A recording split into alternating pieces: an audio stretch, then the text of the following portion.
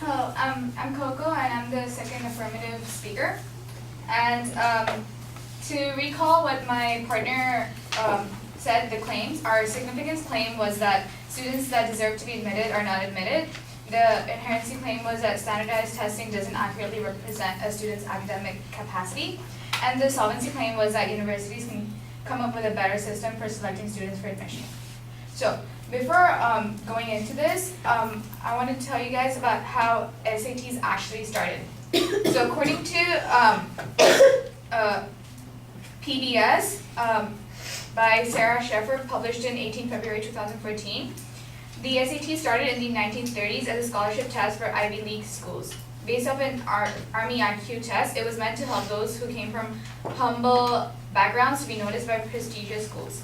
Many other universities followed suit, but standardized testing may now be hurting rather than helping students. So now it's just required in in most of the universities in America and in other countries like Hong Kong and Singapore that they have to give SAT to be even considered for admission. And this puts a lot of stress on the students, and since according to standardized testing is not an accurate measure of intelligence by Andy Hudlow, both the ACT and the SAT are intended to be taken towards the end of junior year or the beginning of senior year. Times filled with 80 classes and extremely high levels of stress. To expect the average student to manage their already challenging schedule while simultaneously studying for the ACT or SAT is unrealistic and unfair. This, when students are required to do SATs in junior and senior year, they're just all focused on the prep and they're not focusing on their grades in school, and this might lower their overall GPA and affect their college admission. Also, in some schools, less time is being spent on the sciences, social studies, and the arts to prepare students to take the test in math, reading, and writing. Although yes, math, reading, and writing is important, other subjects like sciences and social studies are also important, and the SATs do not test students on this, so they do not really test the students' actual knowledge on it. They only test the knowledge on the day of what the student the day the student's taking the test on.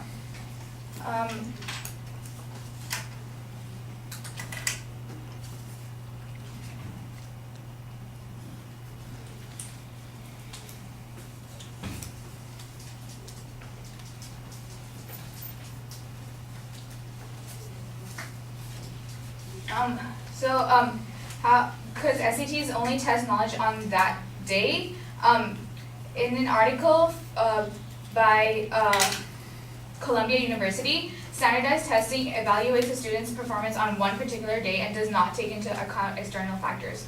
There are many people who simply do not perform well on tests. Many students also develop test anxiety, which hinders performance. If a student has an argument with their parents the morning of the test, chances are their focus isn't going to be where it should be. And yes, students can retake a test if they had a bad test, but that tests are also expensive and not all students can afford this. And students from a higher income family tend to do better than students from a lower income family.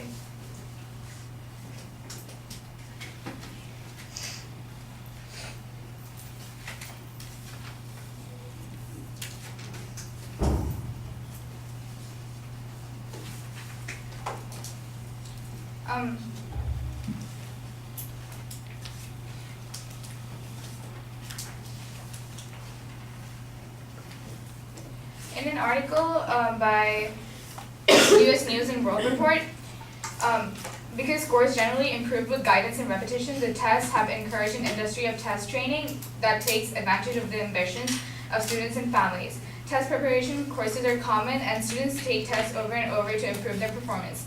This means that the students don't learn what's on the SAT, they learn how to answer them and they memorize methods of doing this, and usually like prep courses like the Kaplan and other courses, they're really expensive, and they like pay lots of dollars just to get a good score in the SAT. The negative side said that college admissions are not purely based on standardized testing, but they are used for like filtering a lot of people out. And a student with a really high GPA but with a low SAT score might get filtered out and not be admitted to their first university choice.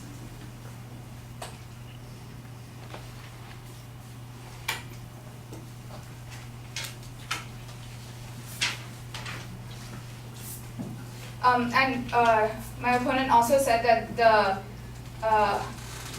universities where the test is optional, it doesn't increase minorities, but it does attract students from families from